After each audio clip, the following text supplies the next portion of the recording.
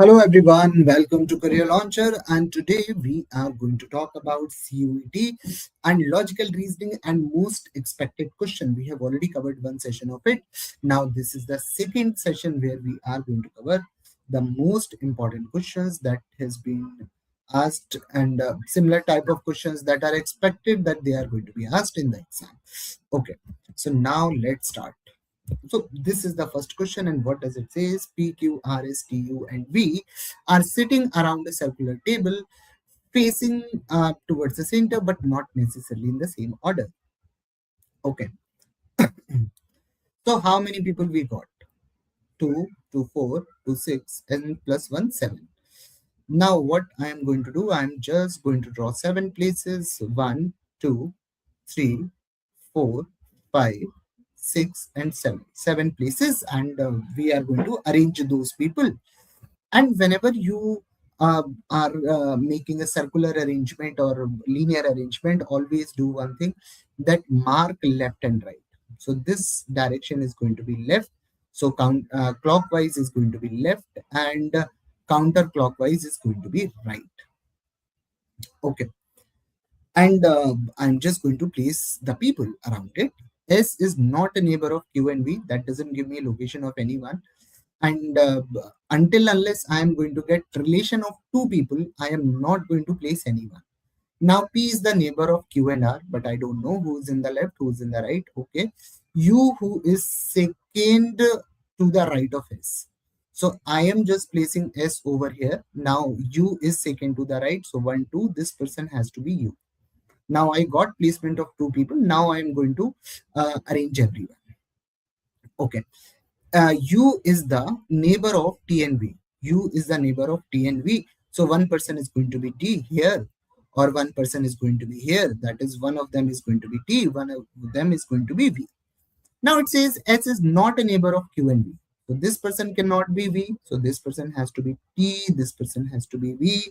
We got two people. 4 people are placed. Now let's see. Now it says P is a neighbor of Q and R. Okay.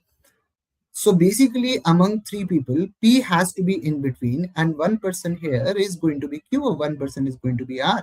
And S is not the neighbor of Q, so this person has to be R, and this person has to be Q. And this is what we got.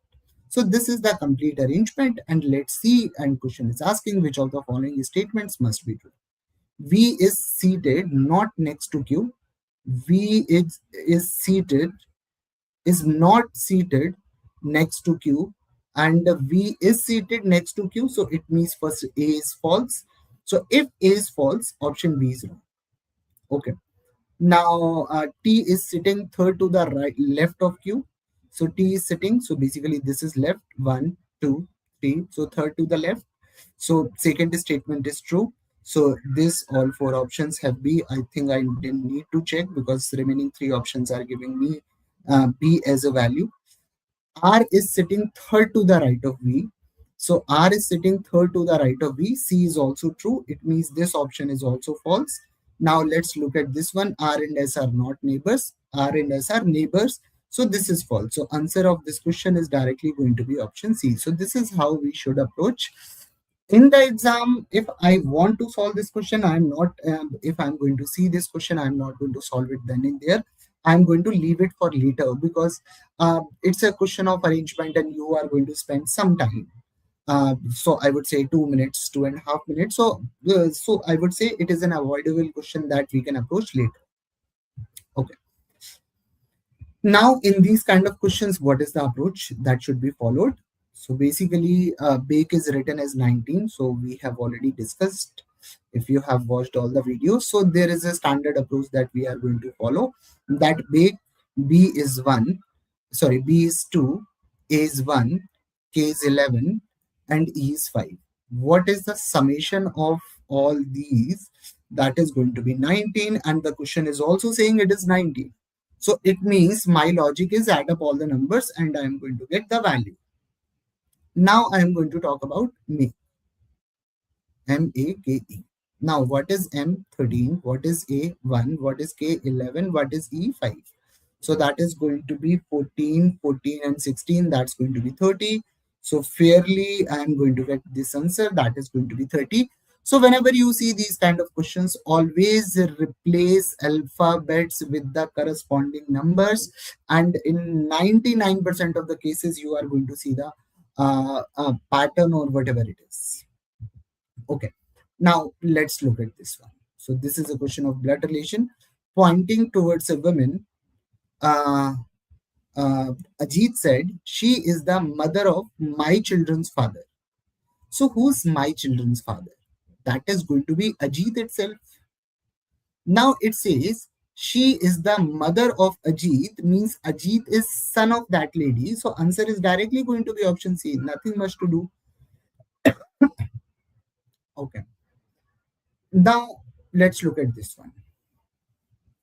It says Mahit started to move in a direction of east. So whenever we have a question of direction, always draw this diagram.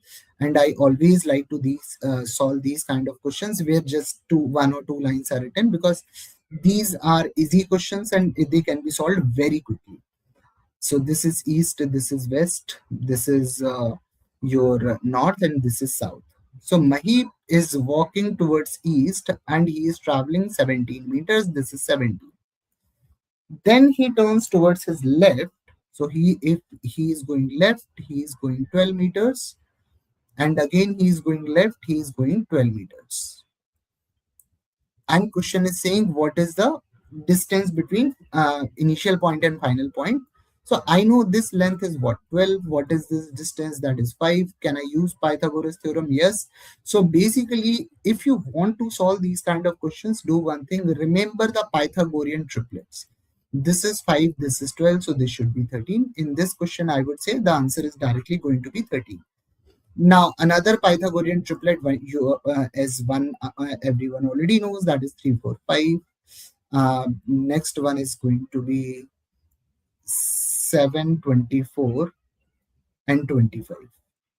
So these kind of Pythagorean triplets, if you remember, you can save a lot of time in calculation and get the answer very fast, very fast. Okay. Now, let's move on to the next one. Now choose the letters whose water image is identical to the letter itself. Okay, so I think this is very very easy, because I just need to see that it should be same left and right. So I would say K, definitely not. Z, no, it is going to look like this. So Z is not. X is definitely, it is going to be X only, so it is correct. O is going to be O only, that is correct. So only C and D. So answer of this question comes out to be option D. Okay. Find the angle between the two hands of a clock, at 9:16. So whenever we talk about angles, what should we know? That is the formula between the angles, that is theta, and theta is equal to 30 h minus 11 by 2 times m. So when we are talking about angle between two hands and you want to solve it quickly, remember that this is the formula of angles. So sometimes they give the angle and they ask the time. Sometimes they give the time, ask the angle. So something like this. So 9:13. So our value is 9. So 30 into 9, that is 270, minus minute value is 16. So this into minute is 16. So that is going to be what? 8. So I am going to get 270 minus 88, and that gives us, so instead of solving completely, I am going to say unit digit is 2. So answer directly comes out to be option A. So instead of calculating the whole value, you can just check the unit digit and get the answer very fast. So this is one of the approaches to get the answer. Now this one, find the odd one out. Okay.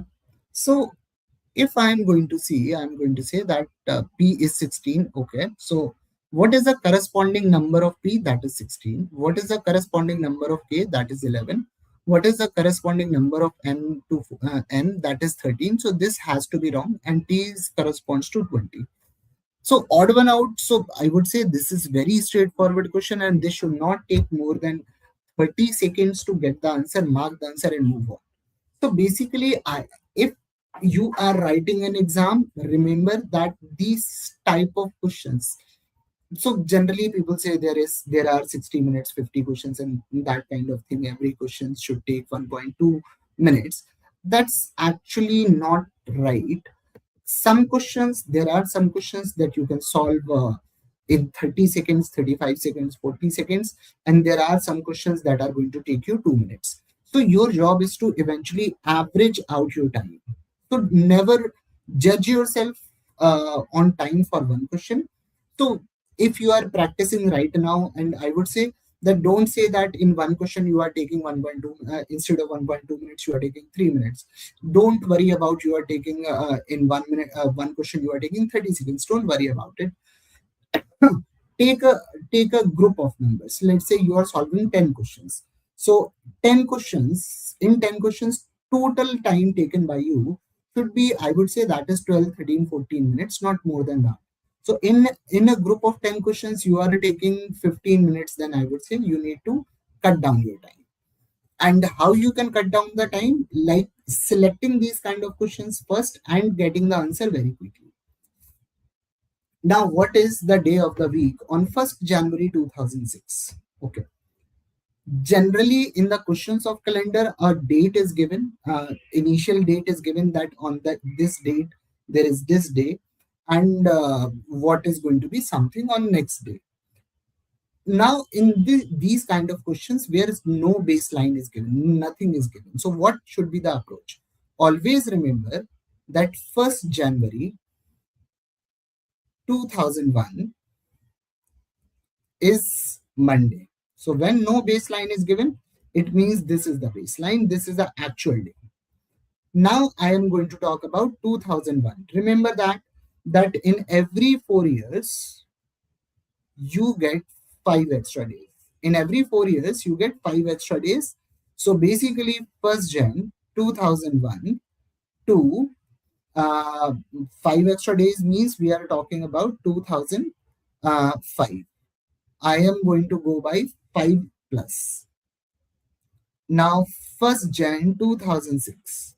So I am going to get one more extra day. That is going to be +1. So basically, on 1st Jan 2006, I am going to be 6 days ahead of Monday. So 6 days ahead of Monday is going to be what? That is going to be Sunday, and that is going to be option B. Okay. Now, let's look at the next one. What does it say? What will replace question mark in the alphanumeric series? Okay. So 2, then 3, then 5, then 7. So, and this is 13. So it's the middle number. I got some alphabet, and there is a middle number. So basically, what is it going to be? This number has to be prime because all the numbers I am seeing are prime numbers. So it can't be 9, it can't be 9. Now I am getting S, T, H, and G. Okay. So again, I'm going to do the same thing. C is what? 3.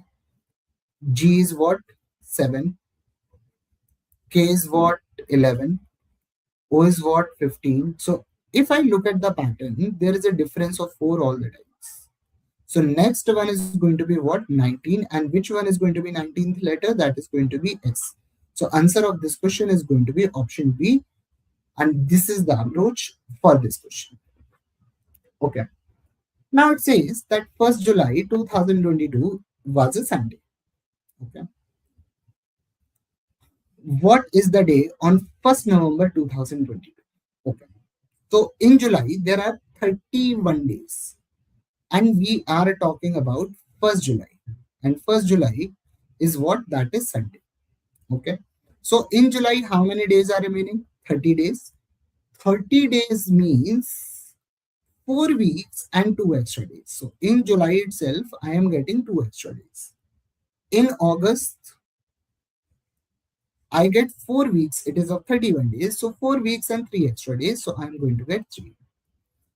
September is of 30 days. So I am going to get 2 extra days. Then October, 31 days. So I'm going to get 3 extra days. And November, we are talking about 1st of November. So it means I am going to get one more extra day. So 2 plus 3 plus 2, that is 7. 7 means 1 week. So I don't need to worry about it. And 3 plus 1, that is 4.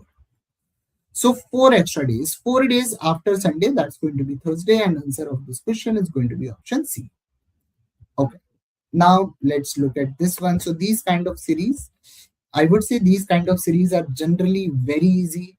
That can save a lot of time, as well as you can get the answers quickly as well. And more likely these are doable. So just look at the difference. This is 3, this difference is 5, this difference is 7, this difference is 9. So what should be the next difference? That is 11. So next number is going to be 41. That's going to be option B. Okay. If 36 is to 84 is equal to 42 is to x, what is the value of x? Okay. So I would say 36 divided by 84, and that is equal to 42 divided by x. So what is the value? 6 6 are 6 7 are 6 14. So I would say x comes out to be 14 into 7, and that comes out to be 98, and that's going to be option B. So there are some questions that are lengthy. They are going to take a lot of time to read, and there are questions that are going to be very non-lengthy. They are not going to take a lot of time to read, as well as getting the answers is very easy for those questions. Okay. Now let's look at this one. If A plus B means A is the brother of B, and A star B means A is the sister of B. A hash B means A is the daughter of B. A minus B means A is the wife of B. Okay. So U hash C. Okay. I need the relation between H and U. Now, so U hash means U is the daughter of C. Okay. So I would say U is the daughter of C. C minus D means C is the wife of D. So C is the wife of D. Uh, so this person is father of U, and H D plus H means H is the brother of D. It means H has to be uncle of U. So that gives us option B. So this is how we can get the answer.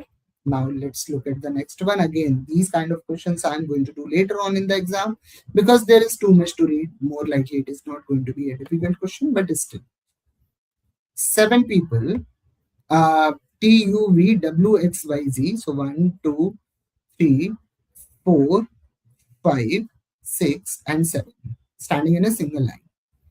X is somewhere ahead of Y. So I would say X and Y. There is exactly one person standing between V and Z. So V, Z, someone, or it can be Z dash B.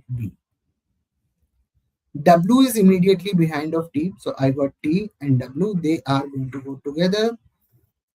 U is behind both U and W. Okay. W and V are in 4th and 5th line. Okay, so 7th, 6th, this. So basically this is V, this is W, so this should be T. Now I need 3 people over here. Okay, and it says V gap Z V. This case if I'm talking about, that is not possible case. So the only possible case is V space Z. So Z must be your 7th person. And it also says Y is behind both U and W. So Y has to be behind W. So Y has to be here. And this is what I'm getting. So T is first, definitely not. Z is first, definitely not. Y is sixth, yes. So answer of this question is going to be option C. So again, despite not being a difficult question, this is a question that I would approach later on in the exam, but not initially. Now this one. Now it is saying which of the following it doesn't fit in the series. Okay, so H4, K10, and okay. So basically what I'm going to do, I'm just going to calculate the numbers, and I'm going to just find the series in numbers. So I got 4, then 10, then 20, then 43, then 90. Okay.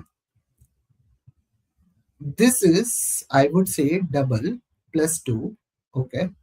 This is double. This is double into 3. Sorry, plus 3. This is double plus 4. Okay. So if it is 3, 4, so it should be 2 and it should be 1. So if this is there, so it means my series fit properly. So 4, 9, 20, 43, 90. That fits the series completely. It means the odd one out is going to be option B. And this is how these type of questions should be approached. And in case anyone has any doubt, kindly do let me know. Thank you.